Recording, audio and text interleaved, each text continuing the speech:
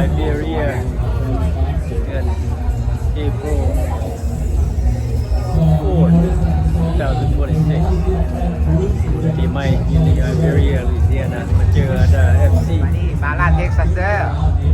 บาวลาว Texas YouTube นั่นแหละมาเจอกันมาแล้วร่วมกันพูดจักกันร่วมกันว้าวเจ้าเพิ่งเป็น FC เจ้าก็เป็น FC เพิ่ง ก็มาบอกซื้อโบหูแล้วมาบอกซื้อจักซื้อดิ แม่แล้วว่าเป็นได้กันนะซื้อแล้วไปอยู่บ้านนอกบ้านลาวก็สิฮู้เฮาอยู่บ่เนาะหูแล้วพอนั่นเนาะโอเคอันนั้นสันดาสเป็นเด้อเป็นบาวลาว Texas แล้วก็ YouTube กัน ไลค์กดแชร์ในเด้อทานมันต้องได้กันม่วนบ่ฮะ ม่วนบ่ มวนหลาย สบายดีปีใหม่สบายดีมาสู่ทุกคนเด้อปีใหม่ป่าใหม่ แม่นี่เจ็บขาเลยจะลืม บ่ ขา เศร้าเจ็บแล้ว เศร้าเจ็บแล้ววะ นั่นละค่ะ จะได้ไปเล่นยากนำกันเนาะไปแห่จะได้ไปแห่ ยัง หลายเรื่องนี้เด้อพี่น้อง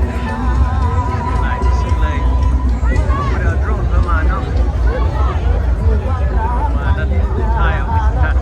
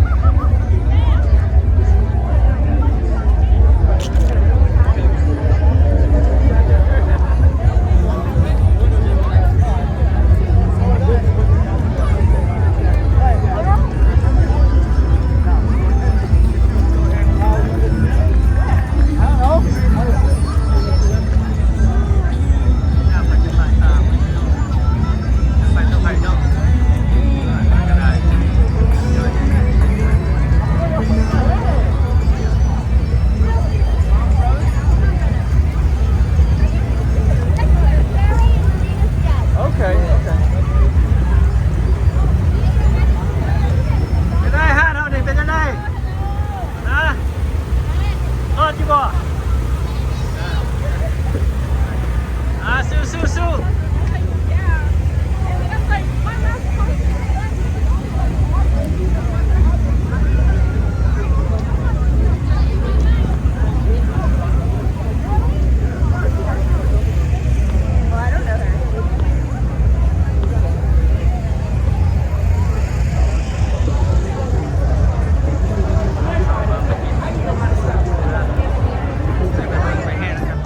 1 2 3จิมมี่